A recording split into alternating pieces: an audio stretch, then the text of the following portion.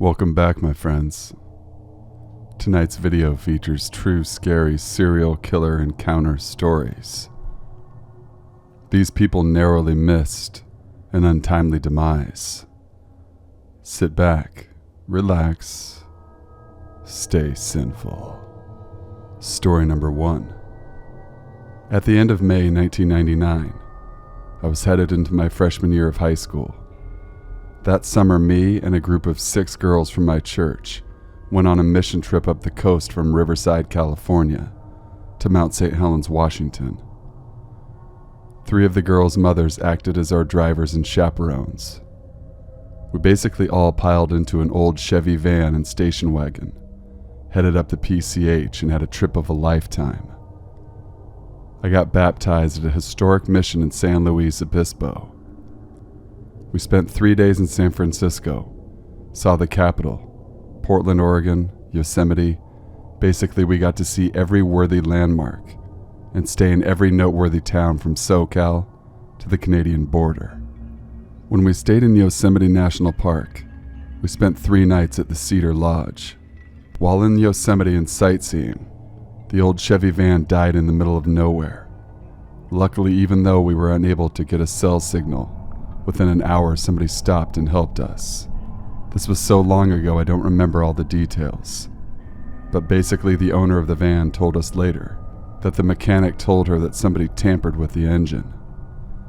She was very upset by this and said that it was something that was done intentionally. The van had to be abandoned, and we had to use a rental the rest of the way. I don't know if it's a coincidence, but it turns out that Carrie Anthony Stainer, aka the Yosemite Killer, was the maintenance man for the Cedar Lodge during this time. He had murdered and decapitated a park ranger by the time we were guests at the lodge. The very next month, he gained access to a room where a woman and her young daughter's friend were staying, under the ruse of getting the room for something. Basically, he knocked on the door in the middle of the night, and because he worked for the lodge, they opened the door. He abducted them, then raped, murdered, and decapitated them. I can't say that I remember seeing him, but we probably did, as we were there for 3 nights. It's just one of those things that I look back on and think he could have easily knocked on our door, as it was just a few weeks before, decided he wanted to abduct and kill us. I feel incredibly lucky I dodged a bullet. If the time frame wasn't so close, it wouldn't creep me out as much as it did, but it continues to haunt me 16 years later. Story number 2. In 2006, I was a college student at ASU. I lived in an off-campus apartment on the ground floor, and it was a block off a major street here in Phoenix called Baseline. These details are important. In the summer of 2006, Phoenix, Arizona was plagued by 2 serial killers. One was a Phoenix shooter who ended up being a team of 2 guys randomly shooting people, and the other was a Baseline killer, a rapist and a murderer. Having 2 serial killers put the entire city on edge, and everyone was talking about it. I even saw articles in Time for Newsweek about the situation. So the fall of 2006 semester had just started. Now you may have heard this, but Phoenix is hot in August. It would get stuffy in my apartment, so I would leave the window cracked a little because the morning air was so nice. The blinds provided visual cover. Anyways, one morning a strange sound woke me up. It was the crack of dawn, 4:45 a.m., and the sun was just barely coming up. It was the sound of someone lightly tapping on my window, and it seemed intentional. In my tired state, I figured it could be a bird or some branches. Tap, tap, tap. Silence. 90 seconds of nothing, the tapping returned, and it was absolutely purposeful. I was positive it was a human producing this noise. I thought it was my boyfriend, who thought it was cute to try and scare me sometimes. I decided to be a bit of a brat and make him wait, but I was also getting very angry. How dare he pull a prank when I'm trying to sleep? This is just like him. I'm going to have to give him a piece of my mind about disturbing my sleep like this. Tap, tap, tap. At a certain point, I got up to get a glass of water, still being in the mindset of wanting to annoy my stupid boyfriend, who thought this would be funny. But I saw some movement through the slit in the blinds, and I marched over and yanked the blinds open so I could see. Definitely not my boyfriend. I said very loudly, "What the fuck?" He sort of seemed taken back by my anger, but only slightly. The man I saw will be with me forever. Or more specifically, his eyes and the feeling they gave me were insanely creepy. Honestly, words can't do justice to how terrifying his eyes were. They looked like black orbs with no white in them. Absolutely predatory. When I see pictures of Ted Bundy or Charles Manson, that's exactly what he looked like. Even if you saw a picture of how he looked, it's different when you experience it in person. It totally floored me. Something about this man was profoundly wrong. He was crouched down like an umpire. He had on dark pants, a dark purple shirt, and a dark Nike hat. He had dark skin. I thought he was Hispanic, but later I found out he was light-skinned African American. Anyways, after I yelled "what the fuck" at him, he whispers to me, "Can I talk to you?" If you want to know how insanely creepy that is to hear, just whisper that sentence out loud to yourself right now. Still sends chills down my spine when I think of how that sounded. His hand suddenly moved towards his waist. I later learned he would blitz attack his victims, and he probably had a gun. All that separated us was a mesh screen. Now this is about a 3-second interaction at this point. For some reason I thought of Ted Bundy and how he'd pretend to be crippled to target his victim. I thought of my mom telling me not to be nice to strangers. Don't be afraid to be a bitch. My thinking wasn't as calculated as all that, but it was more that nano processing of how to deal with the situation. So when he whispered that, I started yelling at him. "Hell no, get the fuck out of here." I shut the window angrily and locked it. I can't overemphasize how incredibly irritated I was at this person and what he had done to disturb my sleep. I laid back down and wondered if I'd been too mean. What if he needed help? But that really didn't make sense. Why would he be tapping and whispering if he was truly in trouble? I decided he was a creep after all. I was too annoyed to go back to sleep, but I decided to lay back down. I told my roommate about an hour later. She jokingly asked if he could have been the baseline killer. When she said that, my heart sank. His face looked exactly like it did in the police sketches that were on the billboards everywhere. The only problem is that those billboards showed him with dreads, and the man at my window had no dreads. Apparently he was some sort of disguise artist who wore wigs. Updating the police sketch would have been a nice move, but they didn't. I called the Phoenix police, and the detective I talked to agreed that it sounded like his MO. The suspect would say something to throw off his target, and then blitz attack. The detective said that my angry response probably made me seem like too much of a hassle, so he moved on. The only problem was I thought the guy looked Hispanic, and the detective said many witnesses described him as black. I thought they might want to come out and try for sample or surveillance video, but I didn't hear back from the detective. We learned another tenant had complained that same morning. I never learned the details, but this idiot was apparently going around the damn complex trying to find a target. The stupid apartment wouldn't let us out of our lease, so we moved to the second-floor apartment right above our old unit. Anyways, on September 4th, 2006, they arrested Mark Godot. I think the detective didn't call me back because they were days from arresting him. When I saw his mugshot, I was sick but also relieved. He was absolutely the man outside my window. To me, he looked like he could be Hispanic. You can judge for yourself if you Google his name. He's on death row in Arizona now. His wife tried to mount some campaign to show that the police were framing him or something. On a personal level, it certainly would make for an interesting coincidence. if this poor innocent man who they framed was also whispering like a creep and tapping on my window. The other cool thing about this story is that I had a really bad eating disorder at the time, and about 8 months after this happened, I got into solid recovery.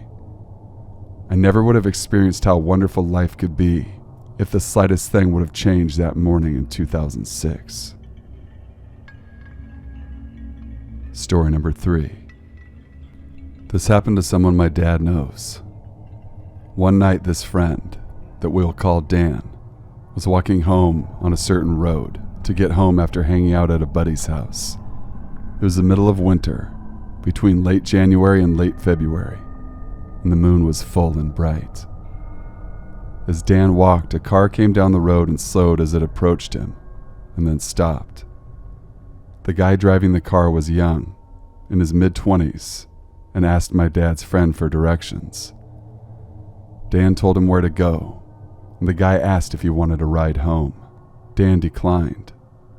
The guy driving then asked Dan if he wanted to see what kind of underwear he was wearing. Dan turned and sprinted through some yards and a small patch of woods to get home. The guy drove off slowly down the road. The guy driving that car was a young Jeffrey Dahmer. This was winter of 1977, a year before he killed his first victim in Ohio. Story number 4. This story is true. I grew up in Tasmania. It was a beautiful place to live with so much natural beauty and very friendly people. Tasmania is an island at the bottom of the world, and all the problems of the rest of the planet always seem so far away. Growing up, my family was middle class, and we lived in a middle class part of town. One of my best friends growing up lived in a pretty fancy neighborhood with large older houses and mostly boring neighbors who were very old and kept to themselves. When we were 10 years old, a man with long shaggy blonde hair and a pale face, who looked like he was in his late 20s or early 30s, moved into a house on my friend's street. The man only lived a few houses down from my friends. He was ghostly pale and would walk up and down the street, and to us he seemed like a pretty nice guy. Sometimes he would stop for a chat if we were playing in my friend's front yard. He had a childlike nature about him. To us at the time, he didn't even seem creepy. My friend's mother saw us talking to him on the street, and afterwards she politely warned us to stay away from him. I overheard her talking to my mom, saying that there's just something a bit off about this man.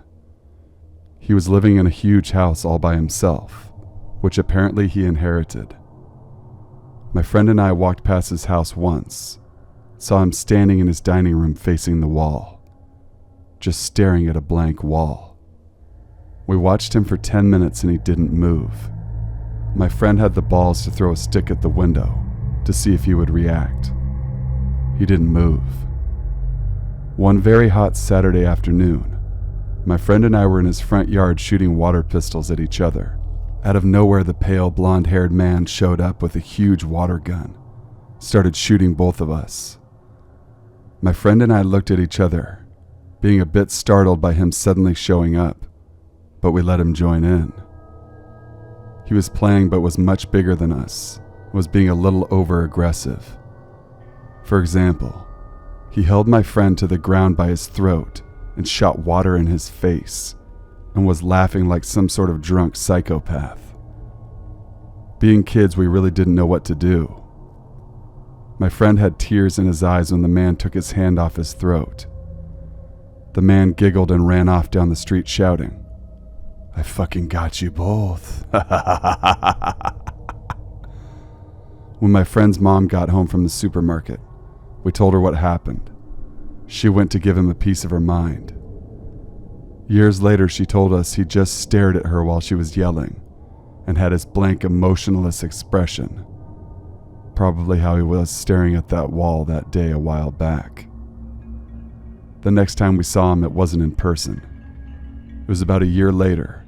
We saw his picture on the front page of the newspaper. His name was Martin Bryant. He shot and killed 36 people and wounded dozens more in Port Arthur. After the massacre, other kids in the neighborhood came forward, said that he also had water gun fights with them. Let's not meet. Story number 5. In the late 1970s, my uncle was studying medicine at the University of Chicago. After a morning class, he decided that he would hitchhike back home to Lincoln Park on the north side instead of paying for a taxi. A man drove up in a Plymouth Satellite and offered my uncle a ride. The man looked normal and seemed friendly, lighthearted even, so my uncle got in the car and they started driving towards Lakeshore Drive. However, once they got there, the man drove south on Lakeshore instead of north. My uncle told the man he was going the wrong way and to turn around and head north. The man looked at my uncle, put his hand on his knee and said, "No, son, you're coming with me," and smiled darkly at him. My uncle froze in panic, and when they hit traffic near the South Shore, he quickly unlocked the passenger door and ran away without looking back. A year or two later, on a cold December day, my uncle was having coffee in a cafe with my future aunt when he caught something on TV that made his blood run cold. He saw the man that had picked him up from school that day the year before. He had been arrested for the suspected rape and killing of over 20 young men and boys. The man on the television was John Wayne Gacy, and he had removed the door handle off the passenger side door to prevent the men he picked up from escaping. Thank you guys for watching. Please be sure to leave a like, comment, share, and subscribe for future content. Be sure to hit the Sinful store for any Stay Sinful merch that you're interested in. The link to my Teespring account is in the description box below. Be sure to email your true scary stories to thesinfulsavant@gmail.com. I will leave my email in the info box below as well. Till we meet again, stay sinful.